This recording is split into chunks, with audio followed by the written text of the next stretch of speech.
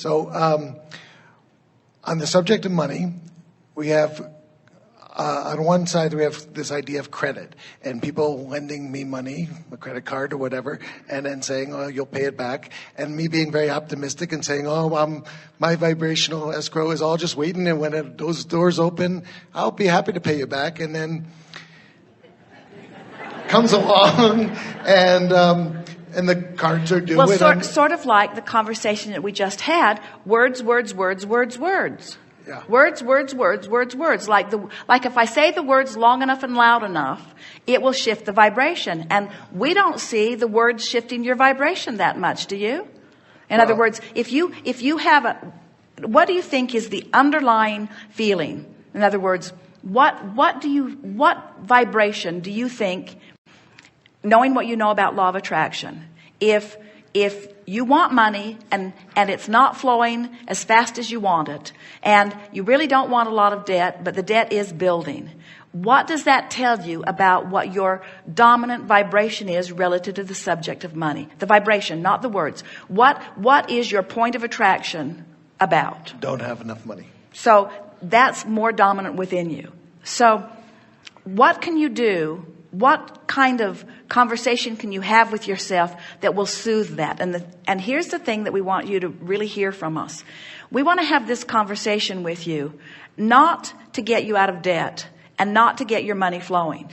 We want to have this conversation with you because we think you ought to be in the vortex. We want to have this conversation with you because we don't think you should feel this stress of this financial conundrum. We think that you should feel ease. We don't think you should feel unworthy. We think you should feel worthy. We don't think you should feel unprosperous. We think you should feel and know your prosperity. So the conversation that we're having isn't about affecting your financial condition. A lot of people think, well, if I can just say enough affirmations and do enough processes, then I can get more money. And when I have more money, then I'll feel relief.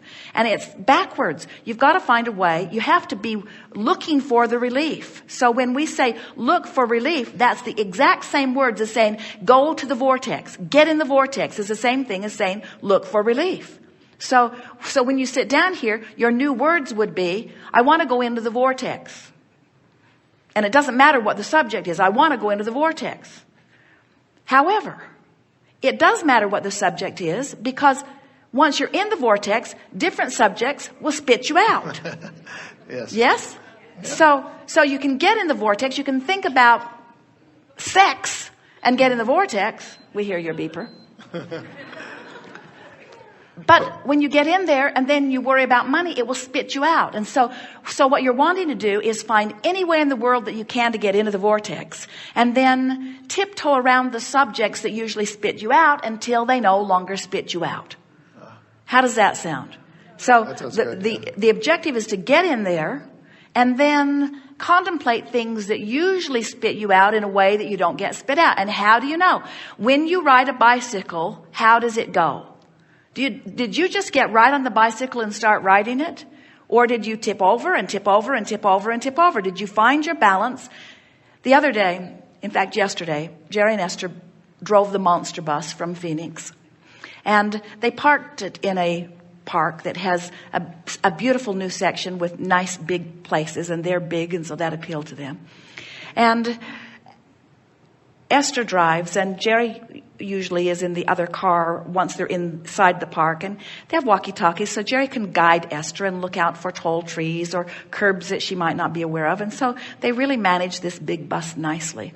And so as they are moving into the park, a man who is new there is assigned to take Esther to her space. So he gets onto his golf cart and he's leading her to the space, and he makes a wrong turn and turns her in too soon, and now she's not where she needs to be.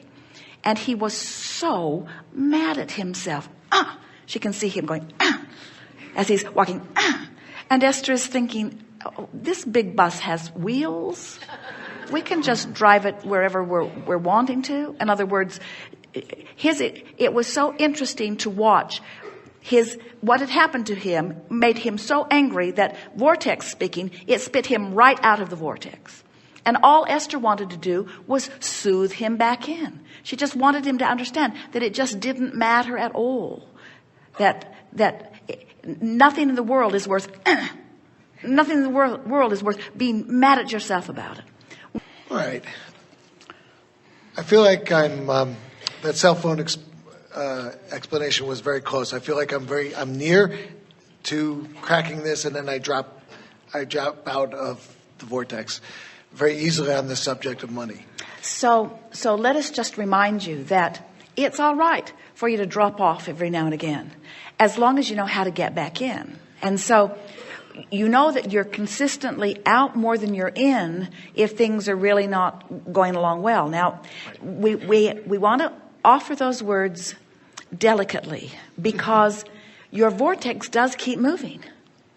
In other words, it's possible for a contrast to cause you to create an escrow that once you're within it, then more contrast causes you to create another. And so we just want you to realize that your vibrational escrow is going to keep moving because you're going to keep expanding. So don't take it in any way that makes you feel uncomfortable when we say you must be out more than you're in, because that's always common, especially when new desires are born. It's when at first when a new desire is born, you're way out. And you launch a rocket, but the rocket of desire is really a far cry from where your stable vibration is. And so this game that we're playing with these focus wheels and this getting in the vortex, it's all about getting control of your vibration and deliberately moving in the direction of where the larger part of you is. So give us an example of something that comes up often enough, or when it does, you feel it strongly enough, that is an out of the vortex jolting experience. In other words, what happens aside from just the general sense that you don't have enough money or the general sense of debt? What is it that happens that activates that acute feeling? Because you see, this is a really good thing to acknowledge. There are people in deep, deep debt in the vortex on their way to incredible abundance. There are people in deep, deep debt outside of the vortex who are not on their way to improvement. So the debt in and of itself is not an out of the vortex experience. It's how you feel about it. Let's make another strong statement. There are people right now who, if they went to the doctor, have been already, but if they went again, would be given still the diagnosis of no improvement, illness still rampant in their body, who are in the vortex. You hear it? In other words, they're in the vortex, and the manifestation will catch up with it after they hang around there for a while. So what we're wanting to get across to you is you have to let the current condition be irrelevant to your attitude. That's what we're saying. And when you let the current condition be irrelevant to your attitude and you control your attitude apart from it, you have an emotional journey apart from the reality. Now you're in control of your vibration, which means you must be in control of your vibrational indicators.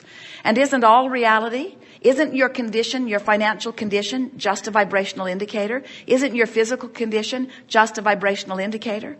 So if you've got a handle on your vibration, you very soon will have a handle on the physical manifestation.